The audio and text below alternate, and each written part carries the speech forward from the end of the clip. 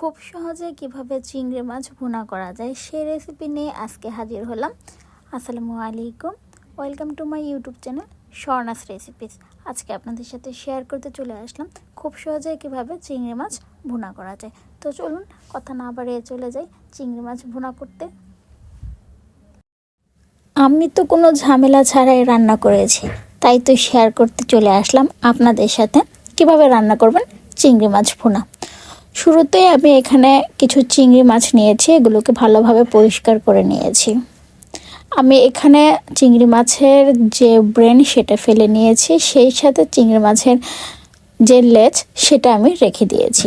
এখানে আমি অল্প পরিমাণ লবণ এবং সেই সাথে হাফ চামচের থেকে একটু কম হলুদ গুঁড়ো মিক্সড করে এটাকে আমি মাখিয়ে নিচ্ছি, এটাকে ফ্রাই করার জন্য।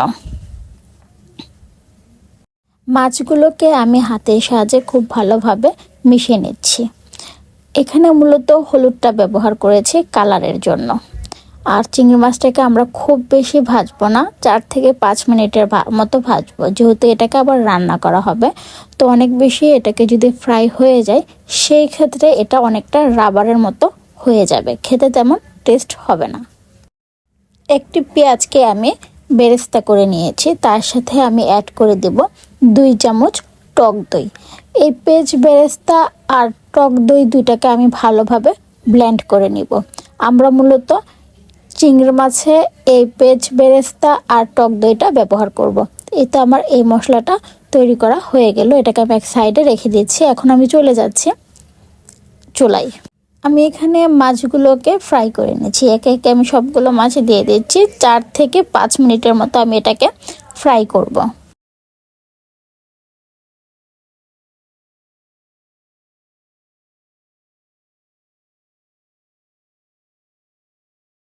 এটাকে আমি একটু উলটপালট করে ভালোভাবে ফ্রাই করে নিলাম।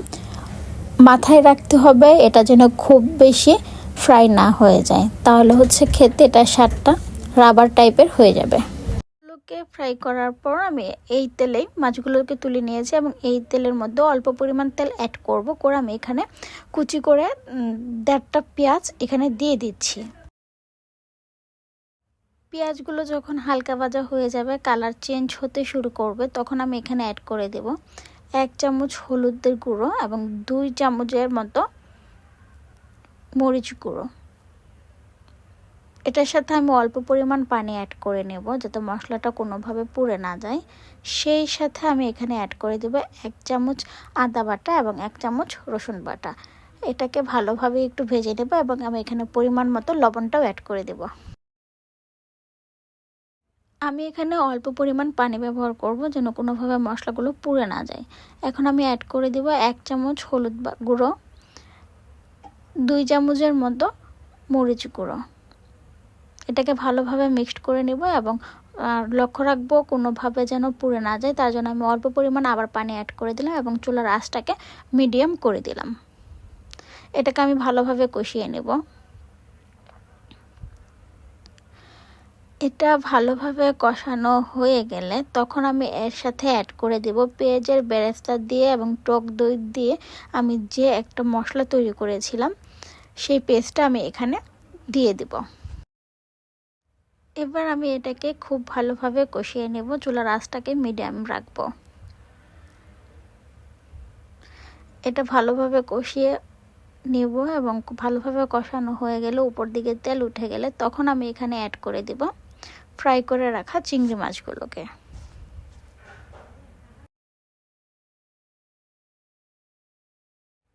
মশলাটা আমার খুব ভালোভাবে কষানো হয়ে গেছে, তার জন্য আমি এখন এখানে অ্যাড করে দিচ্ছি ভেজে রাখা মাছগুলোকে। চিংড়ি মাছ ভেজে রেখে আমি এটাকে ভালোভাবে কষিয়ে নিয়েছি, যার জন্য আমি এখানে চিংড়ি মাছটা দেওয়ার পর খুব বেশি এটাকে চুলায় রাখবো না, তাহলে হচ্ছে চিংড়ির যে স্বাদটা সেই স্বাদটা পাওয়া যাবে না এবং খেতে অনেকটা রাবারের মতো হয়ে যাবে। তার জন্য এটাকে আমি খুব বেশি সময় চুলায় রাখবো না, 5 মিনিটের মতো এটাকে ভালোভাবে কষিয়ে নেব। চুলার আঁচটা মিডিয়ামই রাখবো। আর হ্যাঁ, আমার চিংড়ি মাছগুলো কিন্তু ফ্রোজেন ছিল, এটা আগে থেকেই সিদ্ধ ছিল। তারপর আমি আবার এটাকে ভেজে নিয়েছি, এখন আবার অল্প পরিমাণ ভালোভাবে কষিয়ে নিচ্ছি।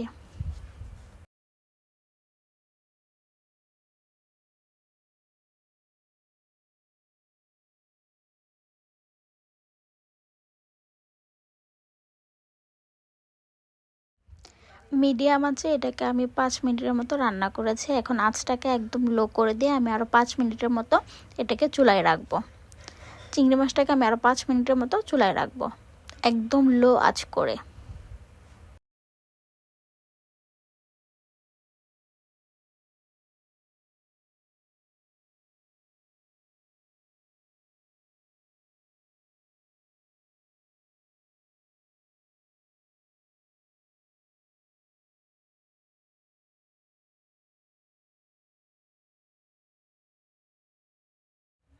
এই তো আমার রেডি হয়ে গেল আজকের চিংড়ি মাছ ভুনা।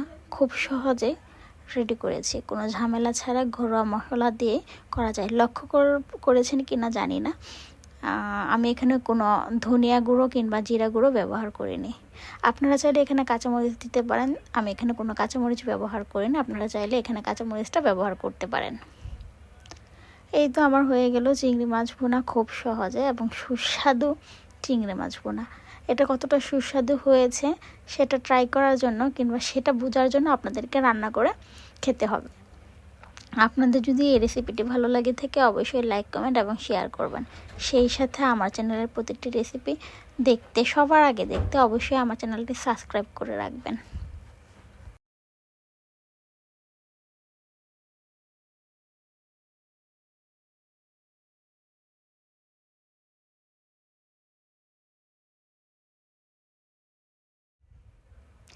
সবাই অনেক ভালো থাকবেন। আল্লাহ হাফেজ।